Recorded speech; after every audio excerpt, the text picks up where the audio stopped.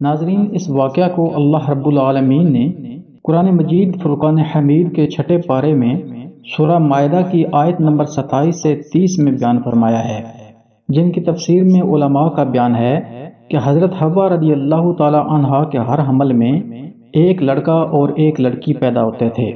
اور ایک حمل کے لڑکے کا دوسرے حمل کی لڑکی کے ساتھ نکاح کیا جاتا تھا، اور چونکہ انسان صرف حضرت آدم علیہ السلام کی اولاد میں منحصر تھے تو آپس میں نکاح کرنے کے علاوہ اور کوئی صورت ہی نہ تھی۔ اسی دستور کے مطابق حضرت آدم علیہ السلام نے قابیل کا نکاح لیعدہ سے جو حابیل کے ساتھ پیدا ہوئی تھی اور حابیل کا اکلیمہ سے جو قابیل کے ساتھ پیدا ہوئی تھی کرنا چاہا۔ قابیل اس پر راضی نہ ہوا، اور چونکہ اکلیمہ زیادہ خوبصورت تھی اس لیے اس کا طلبگار ہوا۔ حضرت آدم علیہ السلام نے فرمایا، کیونکہ وہ تیرے ساتھ پیدا ہوئی ہے لہذا وہ تیری بہن ہے، اس کے ساتھ تیرا نکاح حلال نہیں۔ قابیل کہنے لگا، یہ تو آپ علیہ السلام کی رائے ہے، اللہ تعالیٰ نے یہ حکم نہیں دیا۔ آپ علیہ السلام نے فرمایا، اگر تم یہ سمجھتے ہو تو تم دونوں بھائی قربانیاں لاؤ، جس کی قربانی مقبول ہو جائے وہی اکلیمہ کا حقدار ہے۔ اس زمانے میں جو قربانی مقبول ہوتی تھی آسمان سے ایک آگ اتر کر اس کو کھا لیا کرتی تھی۔ قابیل نے ایک انبار گندم اور حابیل نے ایک بکری قربانی کے لیے پیش کی۔ آسمانی آگ نے حابیل کی قربانی کو لے لیا اور قابیل کی گندم کو چھوڑ دیا۔ اس پر قابیل کے دل میں بہت بغض و حسد پیدا ہوا، اور جب حضرت آدم علیہ السلام حج کے لیے مکہ مکرمہ تشریف لے گئے تو قابیل نے حابیل سے کہا، میں تجھے قتل کر دوں گا۔ حابیل نے کہا، کیوں؟ قابیل نے کہا، اس لیے کہ تیری قربانی مقبول ہوئی اور میری قبول نہ ہوئی، اور تو اکلیمہ کا مستحق ٹھہرا، اس میں میری ذلت ہے۔ حابیل نے جواب دیا کہ اللہ تعالیٰ صرف ڈرنے والوں کی قربانی قبول فرماتا ہے۔ حابیل کے اس مقولے کا یہ مطلب ہے کہ قربانی کو قبول کرنا اللہ عز و جل کا کام ہے، وہ متقی لوگوں کی قربانی قبول فرماتا ہے، اور اگر تم متقی ہوتا تو تیری قربانی قبول ہوتی۔ یہ خود تیرے افعال کا نتیجہ ہے، اس میں میرا کیا قصور ہے؟ اگر تو مجھے قتل کرنے کے لیے میری طرف اپنا ہاتھ بڑھائے گا تو میں تجھے قتل کرنے کے لیے اپنا ہاتھ تیری طرف نہیں بڑھاؤں گا، کیونکہ میں نہیں چاہتا کہ میری طرف سے ابتدا ہو، حالانکہ میں تو اسے قوی و توانا ہوں۔ یہ صرف اس لیے کہ میں اللہ عز و جل سے ڈرتا ہوں، اور میں یہ چاہتا ہوں کہ میرا یعنی میرے قتل کرنے کا گناہ اور تیرا گناہ یعنی جو اس سے پہلے تو نے کیا کہ والد محترم کی نافرمانی کی، حسد کیا اور خدائی فیصلے کو نہ مانا، یہ دونوں قسم کے گناہ تیرے ہی پلے پڑیں اور تو ہی دوزخی ہو، کیونکہ بے انصافوں کی یہی سزا ہے۔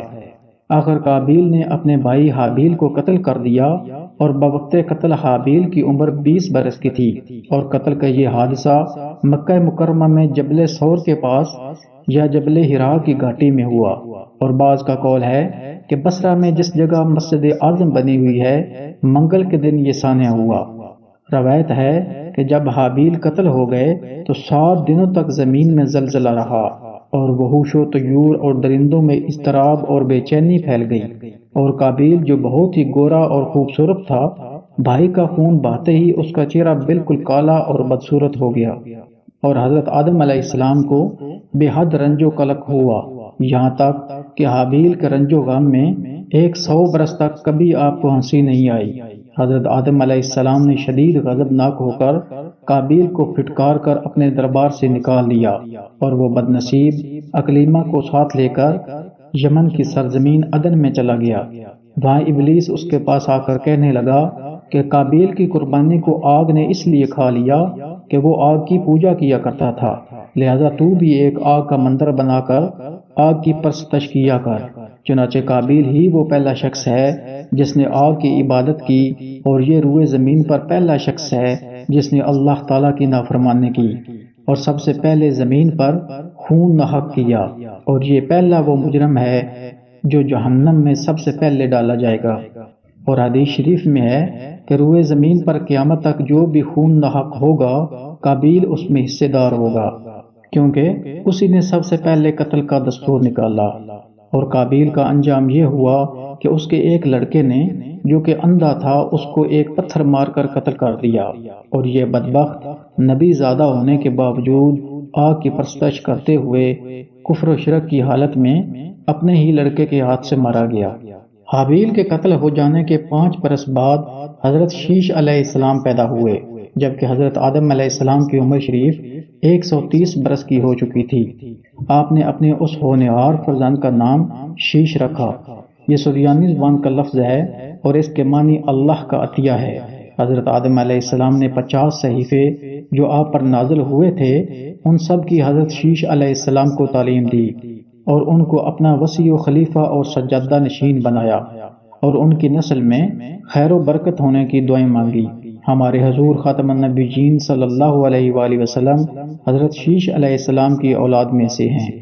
ناظرین، اس واقعے سے چند ہدایتوں کے سبق ملتے ہیں کہ دنیا میں سب سے پہلا جو قتل اور خون ناحق ہوا وہ ایک عورت کے معاملے میں ہوا، لہذا کسی عورت کے فتنہ عشق میں مبتلا ہونے سے خدا کی پناہ مانگنی چاہیے۔ قابیل نے جذبہ حسد میں گرفتار ہو کر اپنے بھائی کو قتل کر دیا۔ اس سے معلوم ہوا کہ حسد انسان کی کتنی بری اور خطرناک قلبی بیماری ہے۔ اس لیے قرآن مجید میں وَمِن شَرِّ حَاسِدٍ إِذَا حَسَدَ فرما کر حکم دیا گیا کہ حاسد کے حسد سے خدا کی پناہ مانگتے رہو۔ خون ناحق کتنا بڑا جرم عظیم ہے کہ اس جرم کی وجہ سے ایک نبی علیہ السلام کا فرزند اپنے باپ حضرت آدم علیہ السلام کے دربار سے راندہ درگاہ ہو کر کفر و شرک میں مبتلا ہو کر مر گیا،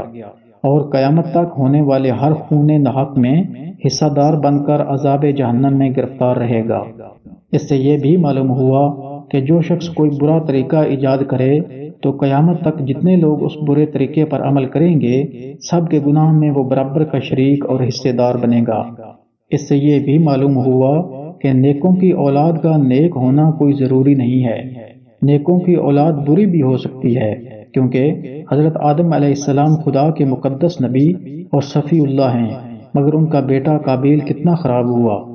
اس لیے ہر شخص کو چاہیے کہ فرزند صالح اور نیک اولاد کی دعائیں خدا سے مانگتا رہے۔